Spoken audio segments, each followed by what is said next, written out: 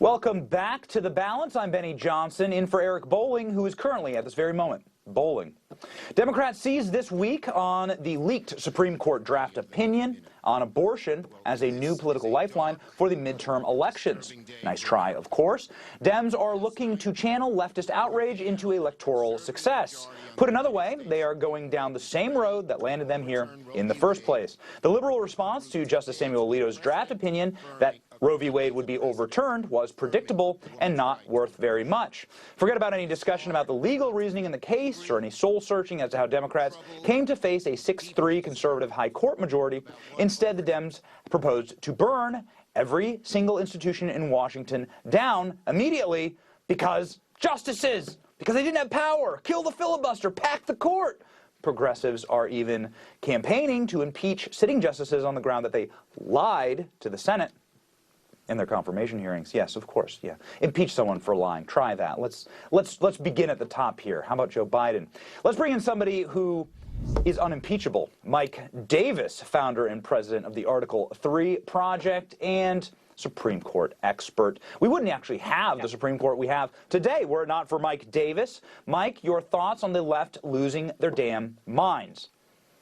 You know, it's funny. It sounds like the FBI and the Biden Justice Department should maybe take a moment from arresting every grandma and goofball who trespassed and took selfies in the Senate on January 6th to actually investigate the very serious and credible threats against justices' lives that we're seeing online and elsewhere. They're trying to intimidate justices, including intimidate justices and their families in their homes because they're trying to change their votes on Dobbs, which would overturn Roe versus Wade and Planned Parenthood versus Casey and return abortion regulations back to the states where they were for the first 200 years of our republic until 49 years ago in Roe versus Wade.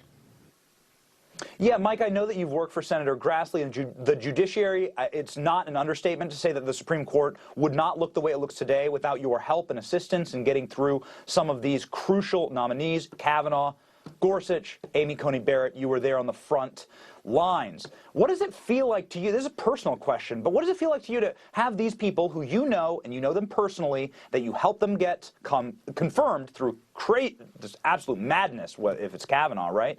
And now you're seeing the madness return to their doorsteps. Well, it's unacceptable. It's actually obstruction of justice under 18 U.S.C. 1507 of the U.S. Code to show up at a Supreme Court justice's home and protest and harass and intimidate them for the purposes of trying to change their vote on a pending case before their court, before the Supreme Court of the United States. So the Attorney General Merrick Garland, who used to be a federal judge himself, along with Deputy Attorney General Lisa Monaco, FBI Director Chris Wray, and the United States attorneys in D.C., Maryland, and the Eastern District of Virginia need to get off their butts and do their jobs here, because they're not doing their jobs. It's dereliction of duty, and they're putting justices' lives in grave danger. Yeah, so, I mean, clearly somebody who should be denouncing at the very least the leak. They don't have to agree with the decision, but they can denounce the leak and the way that we attained this information illegally should be Senator Schumer, you know, the institutionalists. But instead, he plans to bring up a bill to codify abortion rights into federal law. Have a listen, Mike. It is our intention for the Senate to hold a vote on legislation to codify the right to an abortion in law. To the American people, I say this: the elections this November will have consequences because the rights of 100 million women are now on the ballot. Here's once again, I mean, this is not the first time that he's threatened the Supreme Court and talking about consequences, and we're coming after you. I mean, this is inflaming the rhetoric, yes?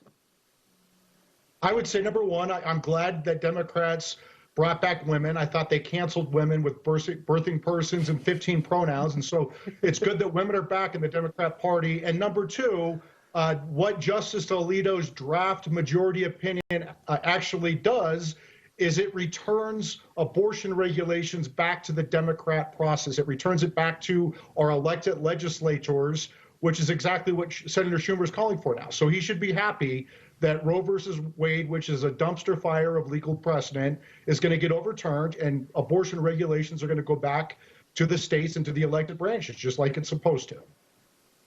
Mike, they're trying to pack the courts. Adam Schiff said that the court no longer represents America. Listen to this quickly. Called for the court to be expanded. How so? Well, I think the court is now the most unrepresentative body in the United States. It is a socially conservative court that has moved in a partisan direction to enact a partisan agenda. I know that you and Adam Schiff are close friends. I mean, really, you swim, water polo buddies. But, I mean, your thoughts on packing the court, your thoughts on Adam Schiff saying that the court's lost all of its integrity. So the court is supposed to be the most unresponsive body in the federal government because it's supposed to protect all of our rights equally and minority rights especially. So it's not supposed to be a political branch by design. And people have tried to pack the Supreme Court in the past. FDR tried it during the height of his popularity during the New Deal, and it's failed spectacularly. It is a radical assault on judicial independence, and the American people will not put up with it. Mike Davis, thank you. We need like 20 more Mike Davises. We'd have a very different country. This man is a fighter, and he fought for this court, and a lot of these great decisions you have him to thank for. So thank you, Mike, for being with us. Thank you, Ben.